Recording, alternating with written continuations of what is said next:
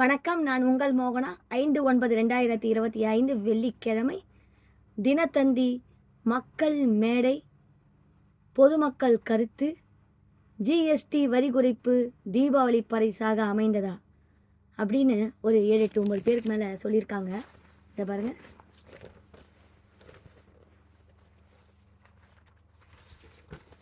அதில் ஒருத்தர் இதில் ஒவ்வொரு பேரையாக நான் சொல்லிகிட்டு இருக்கேன் பாருங்கள்.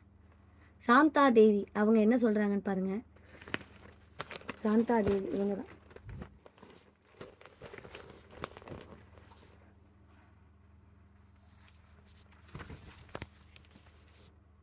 சென்னை செப்டம்பர் 5 ஜிஎஸ்டி வரி குறைப்பு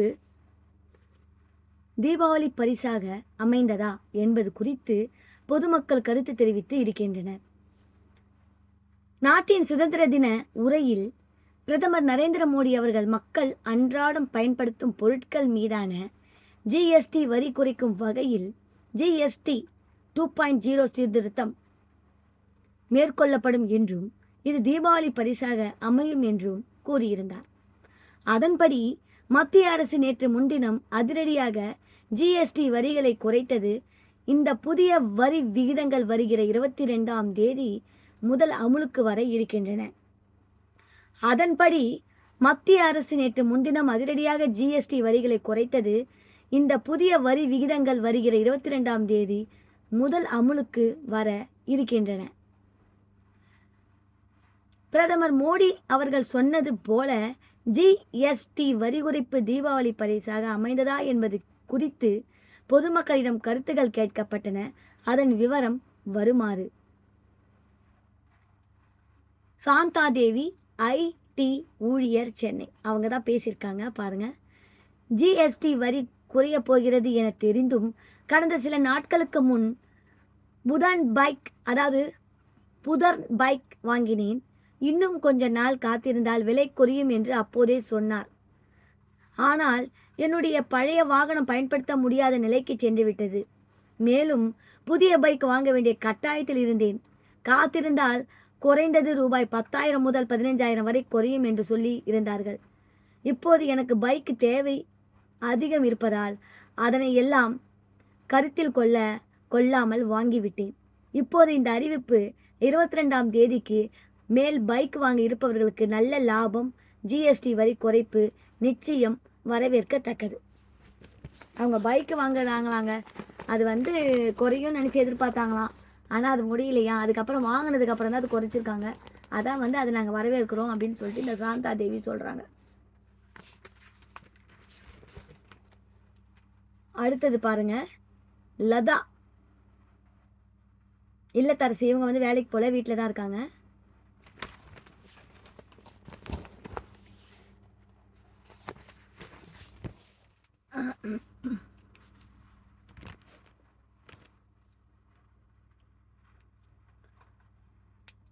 குடும்பத்துக்கு தேவையான மளிகை பொருட்கள் உள்ளிட்ட இதர பொருட்களை வாங்குவதை காட்டிலும் பிள்ளைகளுக்கு படிப்புக்கு தேவையான உபகரணங்கள் வாங்குவதில் தான் அதிக செலவு வரும். அந்த வகையில் பென்சில் வரைபடங்கள், விளக்கப்படங்கள், கிரையான்ஸ், குறிப்பேடுகள், அழிப்பான்கள் உள்ளிட்ட பொருட்களை அடிக்கடி வாங்க வேண்டிய சூழல் இருக்கும்.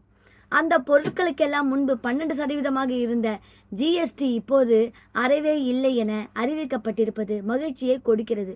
இதேபோல் குழந்தைகளுக்கான டயப்பர்களின் தேவையும் ஒவ்வொரு குடும்பத்திலும் இருக்கிறது. அதற்காக ஜிஎஸ்டி வரி குறைப்பு மூலம் மாதாந்திர பட்ஜெட்டில் ஒரு சிறு தொகையை சேமிக்க முடியும். இந்த வரி குறைப்பு அனைத்து குடும்பத்தினருக்கும் பயனுள்ளதாகவே இருக்கும். அதான் பள்ளி இந்த ரப்பரு, ஸ்கெயிலு, பென்சில் பாக்ஸு அதெல்லாம் குறைச்சிருக்காங்களாம். அது ரொம்ப சந்தோஷம் அப்படின்னு சொல்லிட்டு இந்த இல்லத்தரசி லதா அவங்க சொல்லியிருக்காங்க. அப்புறம் ராஜேஷ் என்ன சொல்லியிருக்காரு பாருங்க. ராஜேஷ் அயம்பாக்கம் அவங்க ஜிஎஸ்டி வரி குறைப்பால் சில குறிப்பிட்ட மாடல் கார்களின் விலை குறைய இருக்கிறது. ஏற்கனவே கார் வாங்கும் ஐடியாவில் இருந்தேன். இவர் தான் ராஜேஷ். இவர் கார் வாங்குற ஐடியாவில் இருந்தாராம். இப்போ என்னன்னு பாருங்க.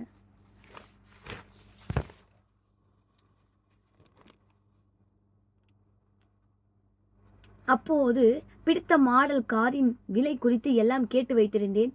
இப்போது ஜிஎஸ்டி வரி குறைவதால் ஏற்கனவே நான் கேட்ட விலையில் இருந்து குறைந்து 25,000 முதல் 30,000 வரை குறைய வாய்ப்பு இருப்பதாக நான் விசாரித்த கார் விற்பனை அலுவலகர் தெரிவித்தார். இந்த சிறு தொகை என்றாலும் பிரயோஜனமாகத்தான் அந்த பணத்தை வைத்து புதிதாக வாங்கக்கூடிய காருக்கு தேவையான மேலும் சில பொருட்களை வாங்கி பயன்படுத்தி கொள்ளலாம்.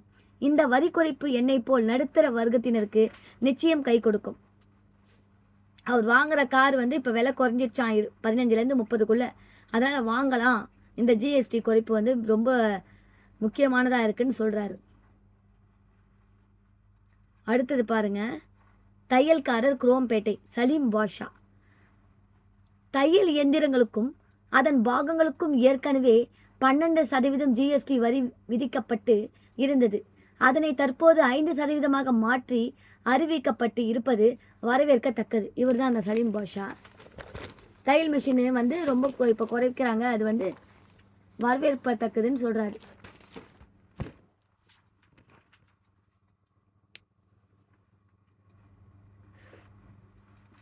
நலிவடைந்து வரும் இந்த தொழிலுக்கு இந்த அறிவிப்பு முன்கூட்டியே வந்திருக்க வேண்டும். வரி குறைப்பு தாமதம் என்றாலும் கண்டிப்பாக எங்களை போன்ற தொழில் செய்பவர்களுக்கு உதவியாக இருக்கும். தற்சமயத்தில் நல்ல நிலையில் உள்ள பெரிய தையல் இயந்திரத்தை ரூபாய் 28,000 முதல் 32,000 வரை வாங்க முடியும். இந்த ஜிஎஸ்டி வரி குறைப்பு நடைமுறைக்கு வந்த பிறகு அதே எந்திரத்தை வாங்கினால் 2,000 முதல் 3,000 வரை குறையும்.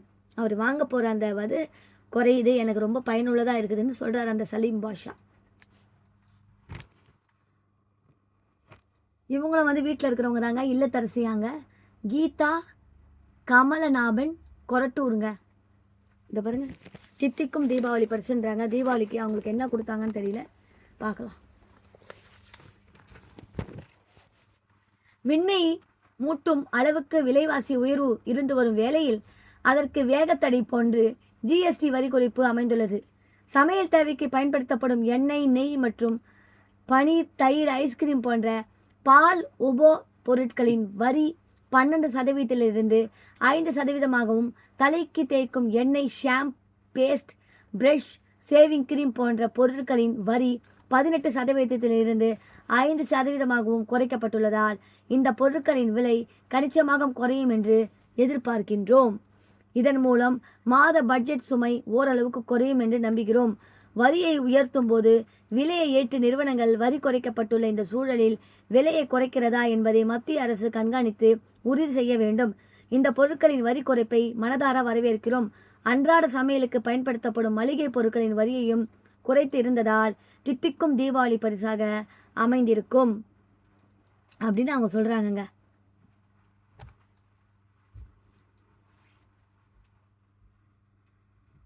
அதான் நெய், பன்னீர், வெண்ணெய், ஐஸ்கிரீம், தயிர் இதெல்லாம் குறைக்கிறதுனால எங்களுக்கு இது பயனாக இருக்குது அப்படின்னு சொல்லிட்டு கீதா கமலநாபன் சொல்லியிருக்காங்க. அப்புறம் பாருங்க, வெங்கடேசன் ஆலோசகர் போரூர்லேருந்து பேசியிருக்காங்க. காப்பீட்டு எண்ணிக்கை, அதான் அந்த ரேஷன் கார்டு அதெல்லாம் காப்பீட்டு வருதுல்ல, அதில் இருக்கிறது போல இருக்குது. இதை பாருங்கள்,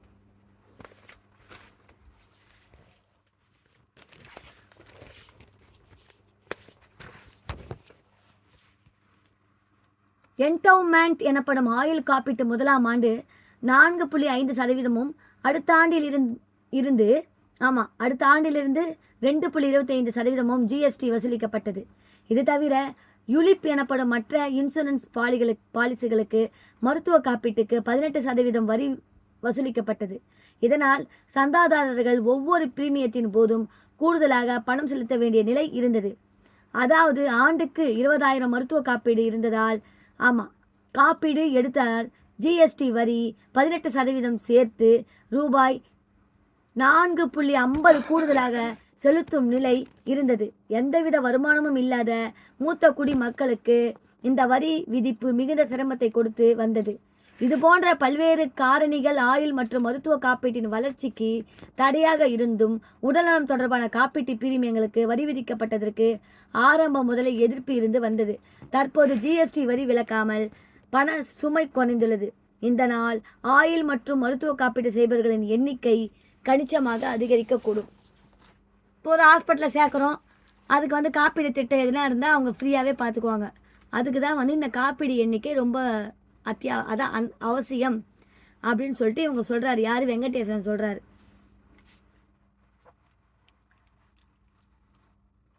அப்புறம் பாருங்க, பொதுமக்களுக்கு பெரும் பயன். ரூபன் பல் டாக்டராங்க, சோழிங்கநல்லூர். இவர் தான் ரூபன்.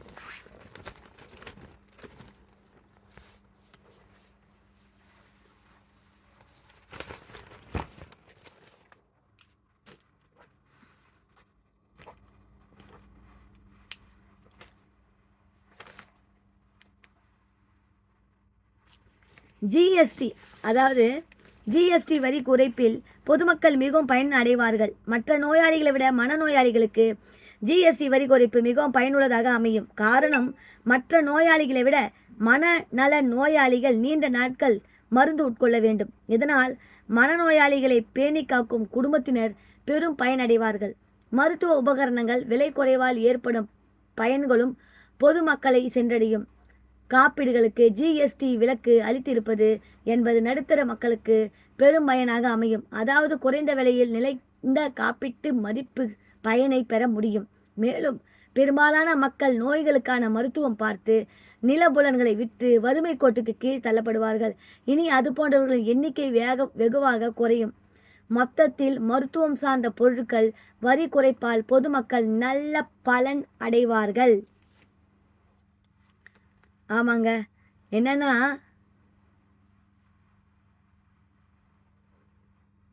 அவங்க நிலப்பலன்கள்லாம் வச்சு அந்த இதெல்லாம் பண்ணுறாங்க இல்லைங்களா, இந்த நிலம் சொத்து அதெல்லாம் பண்ணி அந்த நோயை குணப்படுத்துகிறாங்கல்ல, அதெல்லாம் வேணாம், இந்த காப்பீடெல்லாம் இருந்தால் நம்மளுக்கு நல்லா இருக்கும் அப்படின்னு சொல்லிட்டு அது இருந்தாலே போதும், நம்ம நிலப்பலன்கள்லாம் விற்கக்கூடாது அப்படின்னு சொல்லிட்டு அதை சொல்கிறானுங்க. அது அவங்க சொல்கிறாங்க. அவங்க இது மக்கள் நல்ல பயன் அடைவார்கள். அப்புறம் பாருங்க, சலீம் பாஷா மனம் குளிர்ச்சி அடையும். சலீம் பாஷா மூக்கு கண்ணாடி விற்பனையாளர், புளியாந்தோப்புங்க. இவர் மூக்கு கண்ணாடிலாம் விற்கிறவரான் சலீம் பாஷா. இதோ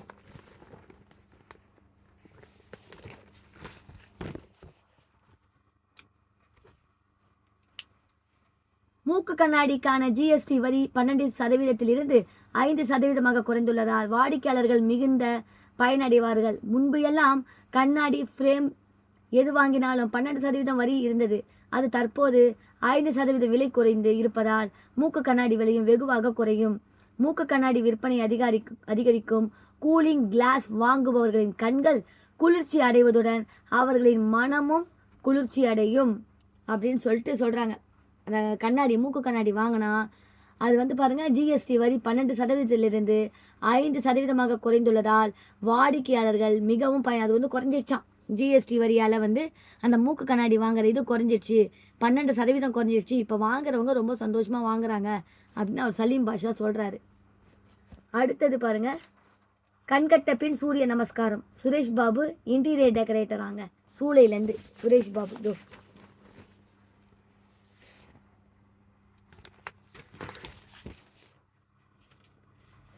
ஜிஎஸ்டி வரியை 4 வகையில் இருந்து 2 வகையை குறைத்து இருப்பது நல்ல விஷயம்தான். ஆனால் இது மிகவும் காலம் கடந்த ஒரு செயலாகத்தான் பார்க்க முடிகிறது. கொரோனா காலத்தில் நோயால் ஒரு புறம் மக்கள் துன்பப்பட்டதுடன் ஏராளமான சிறு குறு தொழிலாளர்கள் நலிவடைந்ததுடன் பலர் தொழில்களை விட்டே விலகும் சூழல் ஏற்பட்டது. அதுபோன்ற நேரங்களில் இதுபோன்ற ஜிஎஸ்டி வரி மாற்றம் கொண்டு வந்திருந்ததால் அது மக்களுக்கும் பயனாக இருந்திருக்கும். பல வியாபாரிகள் வாழ்வில் ஒளியேற்றி வைத்திருக்கும். இப்போது எல்லோரும் கஷ்டப்பட்டு முன்னேறி வந்த பிறகு கண்கட்ட பெண் சூரிய நமஸ்காரம் போன்று தான் இந்த ஜிஎஸ்டி வரி குறைப்பு உள்ளது. இவ்வாறு அவர்கள் கூறினர். அரிசி கோதுமைக்கான வரியையும் குறைக்க வேண்டும் என்பது கோரிக்கையும் வலுத்துள்ளது. மத்திய அரசின் வரி குறைப்பு வருகிற 22ஆம் தேதியிலிருந்து அமுலுக்குள் வருவதால் அதன் பின்னர் ஏசி பாத்திரம், கழுவு பாத்திரம் உள்ளிட்ட பொருட்களை வாங்க நுகர்வோர் முடிவு செய்திருப்பதால் பல வீட்டு உபயோகப் பொருட்கள் விநியோகிக்கும் கடைகள் வெறிச்சோடி காணப்படுகிறது. அதான் பாருங்க, இங்கே பாருங்க, கழுவுற எந்திரங்கள்லாம் கழுவுறாங்கல்ல, அந்த எந்திரம், அந்த ஷிங்க்கு, அந்த மாதிரிலாம் இருக்குங்களா, அந்த பொருட்கள்லாம் குறைக்கலையாம். அதனால் என்ன பண்ணுறாங்க, அந்த கடை ரொம்ப விரிச்சோடி கிடக்குது, வாங்குற கடைலாம் ரொம்ப விரிச்சோடி கிடக்குது அப்படின்னு சொல்லிட்டு இன்டீரியர் டெக்கரேட்டர் சுரேஷ் பாபு சொல்லியிருக்காருங்க. மொத்தம் 1 2 3 4 5 6 7 8 9 பேர் இந்த ஜிஎஸ்டி வரி குறைப்பை பற்றி சொல்லியிருக்காங்க. பொதுமக்கள் கருத்துங்க, மக்கள் மேடை. சொல்லியிருக்கிறாங்க. பார்க்கலாம், என்னன்னு பார்க்கலாம். இதோடு இந்த செய்திகள் முடிவடைகிறது. மேலும் வேறொரு செய்தியுடன் நான் உங்களை சந்திக்கிறேன். அதுவரை உங்களிடமிருந்து டாடா பை பை சொல்லி விடைபெறுகிறேன். உங்கள் மோகனா. நன்றி, வணக்கம்.